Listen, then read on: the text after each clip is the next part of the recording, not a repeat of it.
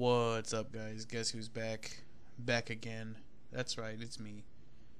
Some dude on your YouTube channel. Anyways, let's get into it. Part 2 of our review from the Warren Sharp book, the preview. Just to kind of let you guys know, the reason I'm going over every single team and every single chapter and giving you kind of the highlights of what we should be expecting for this upcoming season is kind of multi-folded here, right? But number one, I know a lot of people are not buying the book, just in general, right? If more people were buying it, it would be a much more accessible book. Number two, a lot of times people that do buy the book don't read through the entire thing. It's like 550 pages. It's a lot of graphs and charts and whatever.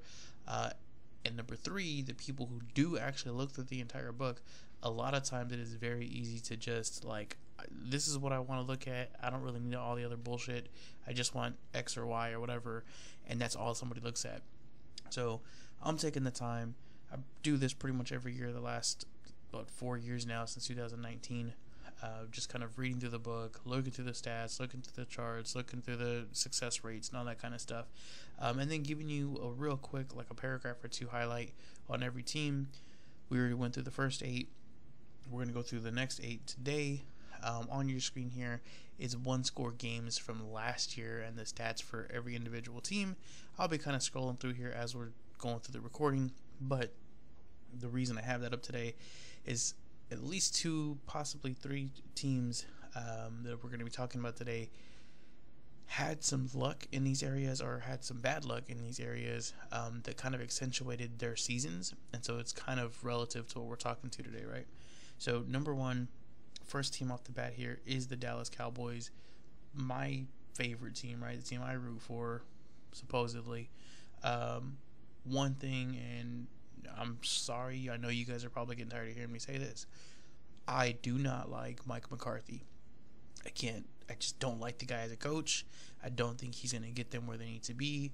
He's inefficient. He just does not make the best adjustments, and he calls the absolute worst plays at the absolute worst times, and he's just like beside himself when it comes to just putting his team in the right spot at the right time. So that's why I don't like him. I've gone over this over and over and over again. The book pretty much says what I've been saying the entire time he's been the Dallas Cowboys head coach. I hated it from the very moment that I heard that he was the coach.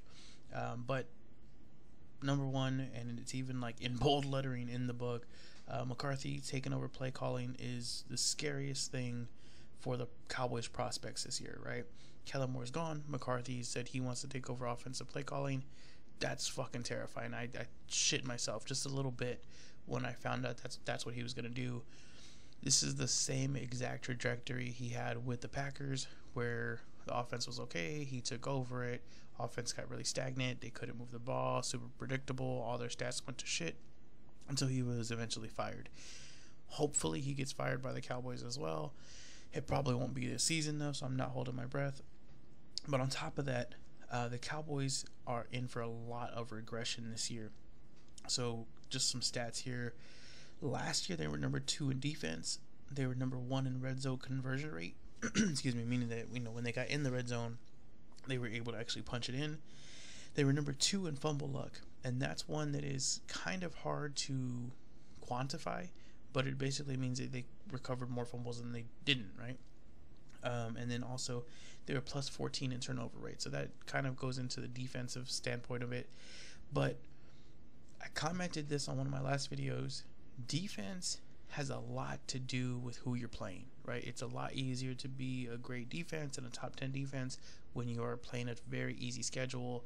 Last year, the Cowboys did have, I believe, the 10th easiest schedule in the NFL, so it does help your defense to go up against weak offenses.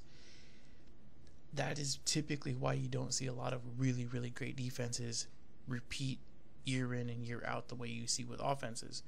A lot of it is just who you're playing, the adjustments they're making, and your matchups. So while yes, I believe and they should have a good defense or a great defense this year, I don't think they're going to keep up with the records that they put last year. And I think at some point you do see regression, right? You don't come up with those interceptions. You don't come with those fumbles. You don't have the fumble luck go your way. You get some injuries. bad shit happens. It's football. So at some point you do see this kind of regress, and that's what I'm expecting this year. On top of that, if you're looking at the screen, the Cowboys went 5-2 last year in one-score games. The average is 51%, meaning that basically you should go about 500, right? When these one-score games come into play, they were pretty significantly over that. They had a 71% win record. Like I said,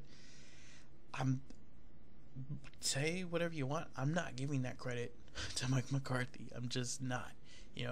Whether you want to give it to Dak, you want to give it to Kellen Moore, you want to give it to the defense even of being able to stop, teams from making like a touchdown on the last drive, whatever it is, I'm not giving that credit to Mike McCarthy. Maybe it is a bias on my part, but I do not see that repeating, especially with him calling the plays. And the Cowboys also saw a really big drop off in production. It was like first quarter comes out really hot, second quarter still kind of putting up some points on the board, and then like just petering out and letting teams kind of get back in the game. And a lot of that again comes back to McCarthy and his strategy, the way he wants to play. In the book, one of the biggest quotes there is that he believes that like running the ball, time of possession, that's how you win the game. Just really, really old school ways of thinking that it's not going to succeed in today's NFL. So enough of that. But that's why I'm not high on them. I don't think they're going to do great, and that's all the different things that I believe they're going to have regression in this year. Next, though, is the Broncos. So last year, they did suffer from having a terrible offense, and that's pretty apparent, right? Even just watching them, the old eye test. But they did have an amazing defense until the last 3 games of the year, and honestly, I don't blame them. That's one of those like, man, we're playing our asses off. We're holding teams to under like 2 touchdowns a game, and the offense can't fucking score. Who gives a shit? Like, let's call it a year and be done. And so the last 3 games, they kind of threw in the towel, right? But it happens when your offense isn't doing anything. This year with Sean Payton, they should have a more productive offense, more efficient offense, better plays, kind of a better usage of the personnel. And if the defense can be great again like they were last year, this could be a really dangerous team, and they could have a really amazing year. I do think Sean Payton's probably going to get off to a slow start, whether that's just like an analytics thing or just the way he coaches or the way he's like to start the year or whatever. Some of this may have to do with that he doesn't give a shit about preseason, and that's one note I don't hear a lot of people talk about. But the coaches who really, really care about preseason tend to have really strong starts. Like, look at John Harbaugh, and it's, call it like anecdotal evidence if you want. But just look at the last couple of years, specifically last year, go all out in the preseason, come out, win the first game, right? Win like the first 3 games. And Lamar has like an amazing first 3 games. And then reverse that, look at, let's say, the Rams. Sean McVay doesn't give a shit about preseason and gets his ass handed to him by the Bills in the first week.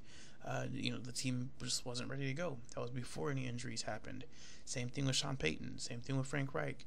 Like, these guys just don't really get their teams fired up in the preseason. And so when week 1 comes around, I've been calling it coaching and analytics, and I think that is definitely a part of it.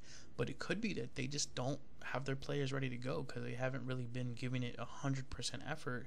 And so anyways, long way of saying, I do think the Broncos probably get off to a slow start. Maybe they get a win or 2. They have a decent schedule, and the first 2 games are in Denver and high altitude.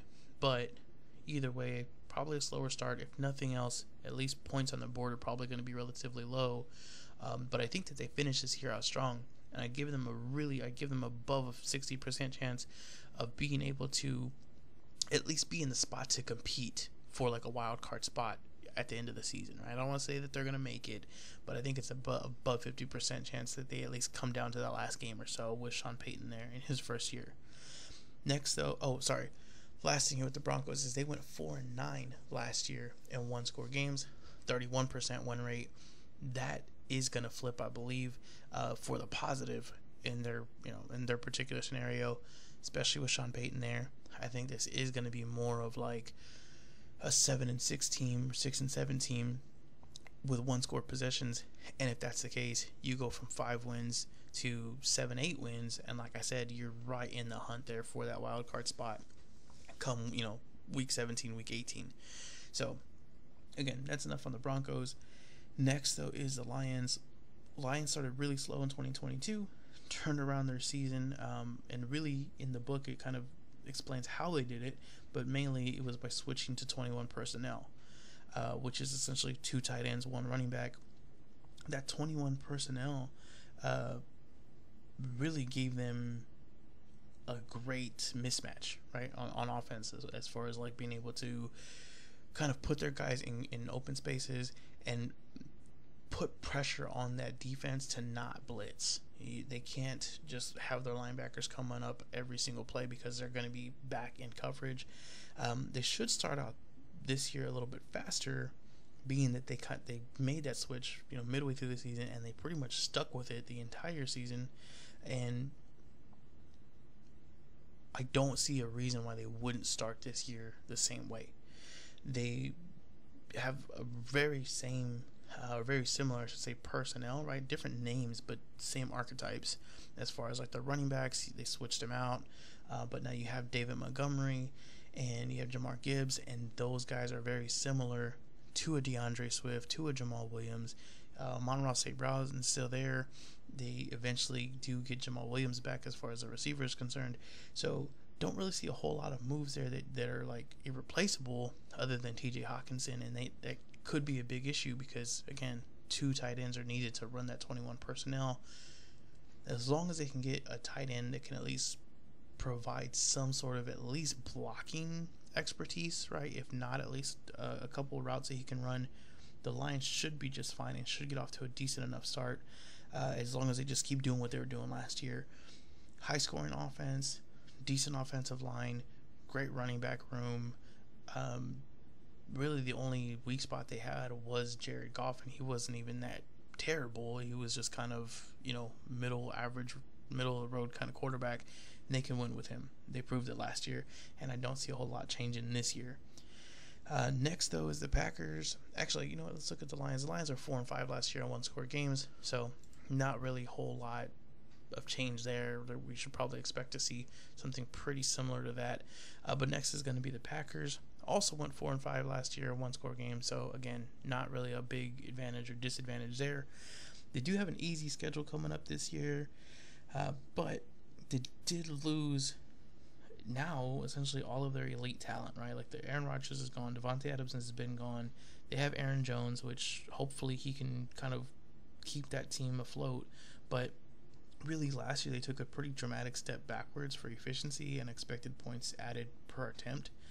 And really, it was Rodgers that kind of continued to devolve, right? All of his stats were down. All of his efficiency stats were down. Everything that made Rodgers kind of stand out was working against him last year. A lot of that, though, I do think is because of personnel. Like, if you go from Devontae Adams to Watson, that's not a one-for-one kind of trade-off there. Without adding really much of anything in the receiver room and just not doing anything to kind of peak your offense back up or pick it back up, there's not a whole lot of hope here, at least that I was able to ascertain from reading this, and that I can see just from looking at the roster and kind of doing my own research on it. The one thing that did stand out, though, is that they are really good in the 12 personnel formation, which again, that's 1 tight end, 2 running backs. I'm sorry, 1, and I apologize because I got this backwards here. For the Lions, it was 21, which is 2 running backs, 1 tight end. Which again, that 1 tight end was TJ Hawkinson, and now he's gone. The Packers did really well in 12, which is 1 running back, 2 tight ends. So that's something that they have to be able to work with. Again, not really having too much to go off of, like, as far as star power is concerned, and without being able to put up some points, without being able to maybe take some pressure off of Jordan Love, you're going to have some issues, and it's pretty expected that they're going to have a rough start to the year, as well as just a rough year in general. Maybe one of those years where it's the start of, if not in the middle of, a rebuilding time, right, for the Packers finally. Next, we're going to go to the Texans. Houston Texans, a lot of the stuff we've already discussed, but pretty obvious, right? They have a new quarterback this year. They have a new head coach. They have a solid defense, and that defense should be boosted by the defensive-minded head coach there, D'Amico Ryans. They do have a new offensive coordinator as well. Previously, the offensive game coordinator for the 49ers. So we should expect to see something similar to what the 49ers are running as offensively, which would kind of go hand in hand with running that defense, right? If you're going to be a defensive minded team, you probably want a run oriented offense to go with that. Typically we see a lot of these running teams try to ground and pound and just kind of out stamina the other team, and then on the other side of the ball they're going to play really tough defense and not let the other team get out ahead, because the way you get these running teams out of their groove is to put points on the board and make them have to pass the ball. So you see these two aspects going together pretty much all the time, honestly. If you have a really strong running game, you typically have a really good defense. But aside from that, they don't really have a lot of receiving talent, and that's a problem. Nico Collins is probably their number one guy, and the Texans relying on that kind of gives defenses an edge, right? Like if you know that you don't really have a whole lot of receivers, any real deep threats to worry about, you're going to play a lot differently, and you're going to put a lot more attention in the box and, stopping the run. Now, they did get Shaq Mason in a trade, great offensive lineman. They also got Dalton Schultz from the Cowboys, another tight end, really good. He's a good mismatch in most games, but he can also block. So they did put emphasis on the running game and being able to open up some more lanes and things like that, which again kind of all fits into this mold here. I do think it's going to take them a little bit of time to kind of gel and get things going the way that they want it to. And honestly, even if it does and when it does, that style of play typically doesn't win a whole lot of games. You either need a very elite, high-level running back with a quarterback who is at least above average and can make kind of plays to bail you out. Think of like the Seahawks when they had Marshawn Lynch and Russell Wilson, right? Like Marshawn was going to carry that team, and when they did happen to get to like 3rd and 10, 3rd and 12, you had a guy like Russell Wilson who could bail him out with a deep Doug Baldwin pass or something like that. The Texans just don't have all of those pieces in play yet. We should see at least a start of a turnaround here for the Texans, but I'm not going to really put too much emphasis on it just yet. And then lastly, they do have a tough schedule of run defenses, which is not going to make this any easier. So if you're looking through their schedule, I believe it's 10 of their games are going to come against top 15 running defenses. So really flying in the face of exactly what they want to do. So that's going to be a problem as well. But that's pretty much it on the Texans for now. There's really not a whole lot else to go into there. It's unfortunately going to be kind of one-dimensional for them. So let's watch them rebuild, maybe take some spots when we know that, hey, they're playing against a team that doesn't allow any running, or a team that can't stop the run. We can maybe put some money on them, but that's going to be pretty much it for now. Just kind of keep that in the back of your mind. That is the 5th team we're going over. So the 6th team here is the Colts. Colts last year did have a bottom 10 passing offense, even though they had really great health, and that's a big one, right? Like every team obviously can get impacted by just injuries and having the wrong players go down at the wrong times. Their offensive line though was subpar, and they give up the most hits in the NFL on their quarterback, and that was even with a completely healthy offensive line and having really good just health overall, right? So it wasn't like a luck or a fluke issue. This is just personnel again. But now we do have a rookie head coach coming in with a rookie quarterback, and really not much else has changed. They didn't do a whole lot to improve that offensive line. They didn't really bring a whole lot of real big name skill players in, and you're going to be waiting on, or you're going to be watching a rookie quarterback try to piece this together with a coach who's also probably trying to piece a lot of this together with really just Jonathan Taylor back there as your big name.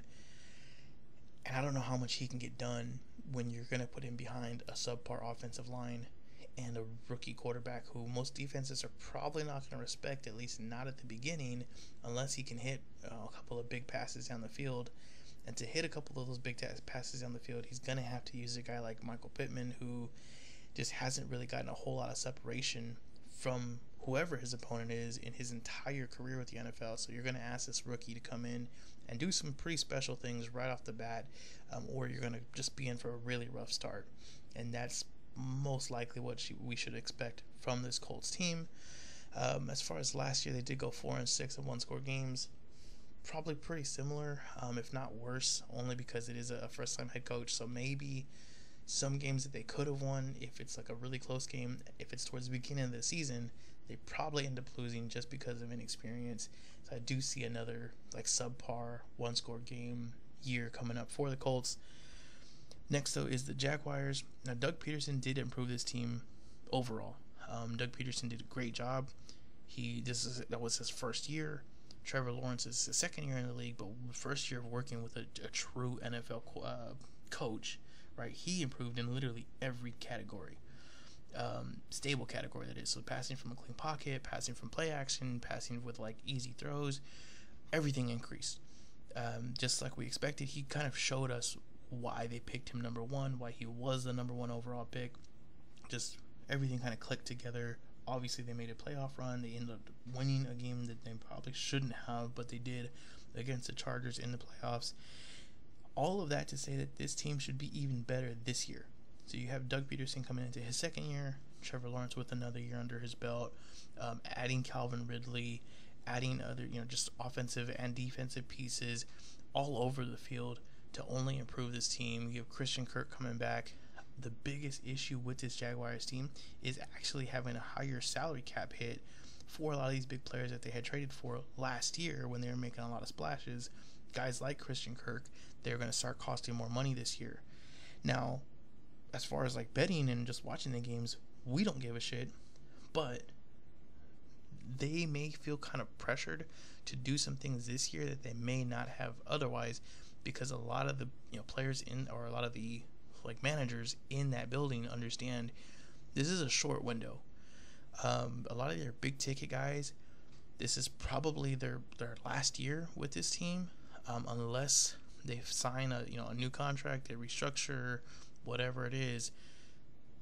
Half of the guys that are starting this year are going to have contracts coming up at the end of the year, and so a lot of this team is going to be really focused on winning this year, or at least making a pretty significant run this year, to hopefully work with some of these contracts afterwards. So just, again, not that you need to know that right off the bat, but just kind of keep that in mind, because you may see them do some things that are a little erratic down the line here, especially if they end up having to fight for like a wild card round. I wouldn't be surprised to see them, pull out everything and throw everything at them but the kitchen sink, right? Anyways, aside from that, they do have a subpar defense, and the subpar defense is really the weak spot as far as like on the field. Now, it wouldn't be such a huge issue if they were, in a different division, but where they're at and having to play the Chiefs, having to play the Bills, having to play the Dolphins, having to play the Bengals, or having them at least in the division if and when they make the playoffs, and the Chargers, it's a problem, because your offense can be great. You can put up something, whether it's a field goal or a touchdown, whatever, every single time you go down the field, but having to play against those other teams that can come right back down the field and do the same thing to you, and having a defense that really can't stop them, especially a guy like Patrick Mahomes or Joe Burrow, really just puts you in a bad spot, especially because even though those defenses aren't great, they have a better chance of shutting down your players than you do shutting down their players. Now, the one caveat to that, and the one thing that can kind of throw all this off, is not even a defensive player, it's Calvin Ridley. If Calvin Ridley can get going, and Calvin Ridley can be the Ridley we remember from 3 years ago, putting up good numbers and getting one-on-one separation and things like that, it won't really matter as far as how the other defenses play. If he can get one-on-one coverage and he can get open and he can get Christian Kirk open, it's going to be a lot harder for them to stop, and you'll see a lot more shootouts. And when we see shootouts, it just comes down to either one, the team that gets the ball last, or two, the team that makes the mistake. Even guys like Patrick Mahomes are like not immune to making these mistakes. They at least can be in the hunt, right, in that fight, coming down to the wire with these big name teams, with these big name players. And if that's the case, all you need is one play. So I do believe the Jaguars are going to take a step forward. I do believe Doug Peterson is the best guy for the job. He's in the right spot. You got Trevor Lawrence. You have a great team. One note that I did want to bring up, I've heard a lot of people talk about Tank Bigsby and how he's going to be kind of the thorn in the side for Travis Etienne for like fantasy and even for, real life play. The two college scouts that I have heard talk about this guy have both agreed and like emphatically that the guy is not an NFL player. Not that he just sucks outright. Like apparently he was okay in college, and I wouldn't lie to you and say I watched him. I haven't.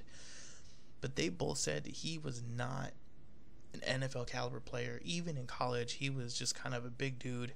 They didn't see it, and they can't understand why people are saying he's going to take away from Etienne. Etienne's clearly a more explosive guy. He is an NFL caliber running back. He put up great numbers. He's got a connection with Lawrence. He can catch the ball. Yes, he has not been efficient, and that is his problem, and that's something that Doug Peterson and the offensive coaching staff are going to have to work on.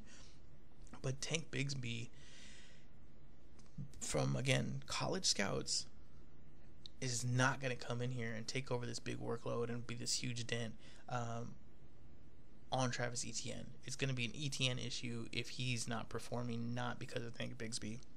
And so, if you're listening to me, please don't take Tank Bigsby in your fantasy draft.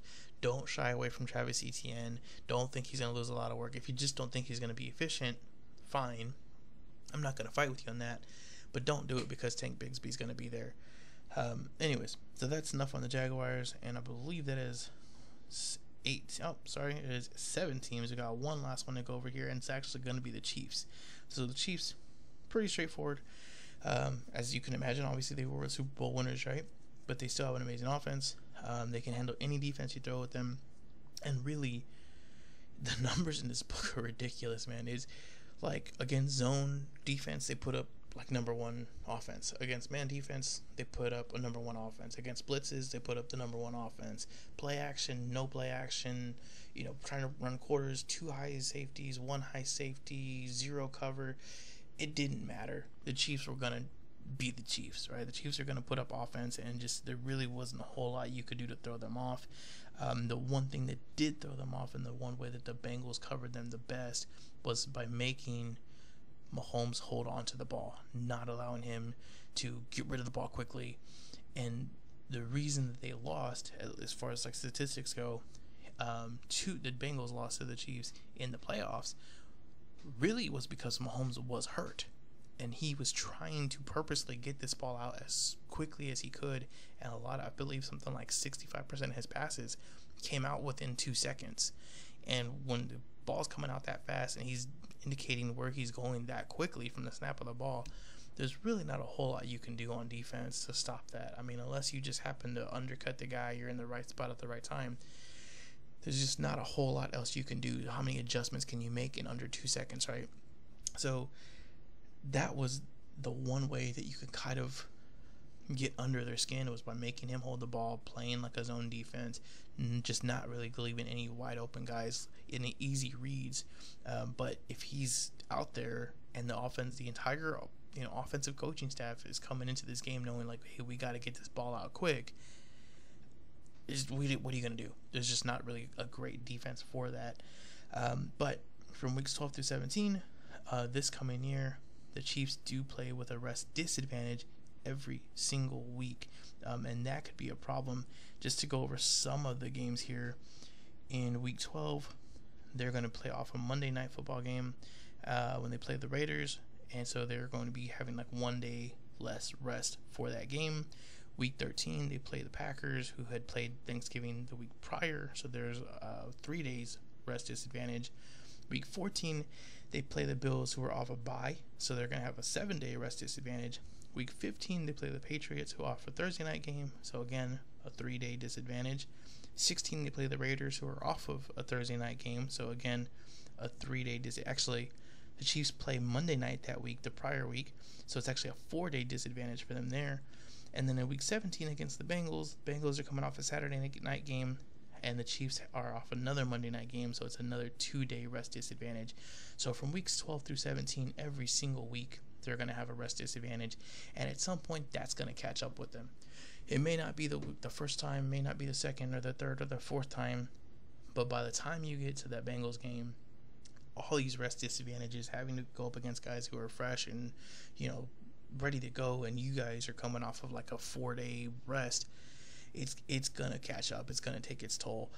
It may be that they've won enough games, week 17, week 16, they're kind of resting dudes or not really having to go all out to get the win, and that would probably be their best way to play that if it's possible. But we'll have to see when they get there as far as how many wins they have. Other things that may be working against them or just weren't great last year. Their defense was really subpar, especially against the run, and it's probably going to be even worse this year. They're facing the number 8 toughest rushing schedule, so they're going to be playing the number 8 toughest schedule against teams who can run or who are going to run the ball and probably run it very well. So tougher schedule for their defense, a lot of rest disadvantage, a lot of stuff just kind of not going their way on paper at least, but you still have an offense that can do anything they want, a quarterback who's going to adjust anything you throw at him, who can get the ball wherever he needs to go, who's going to do everything he can to stay healthy, who's going to be on the field. They're still the Chiefs, man. It is what it is. They're gonna be there. This is different from what I was talking about with the Cowboys. They went 8-2 in 1-score games last year.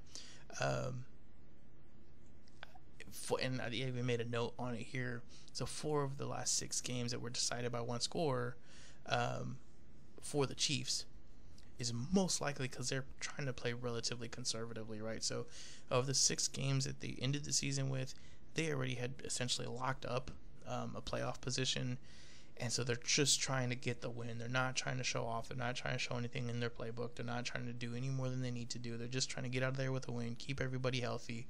And so a lot of those games, while it ended up being 8-2 in 1-score games, they could have easily made those 2, 3, 4 score games. It was just a matter of we don't need to do that right now. So the Chiefs definitely take that 1-score game with a grain of salt, right? Because it could have easily been that they only really had 4 games that were 1-score games and they go 2-2. I don't think that's regressing very much, if at all, barring injury. It could be definitely like a 7-2, 6-2, something like that, 1-score win games. But I don't see that being a big issue for the Chiefs. So that's that. That's another 8 teams, guys, in the books. We will go over another 8 on the next video. We're already halfway through. Hopefully this is informative.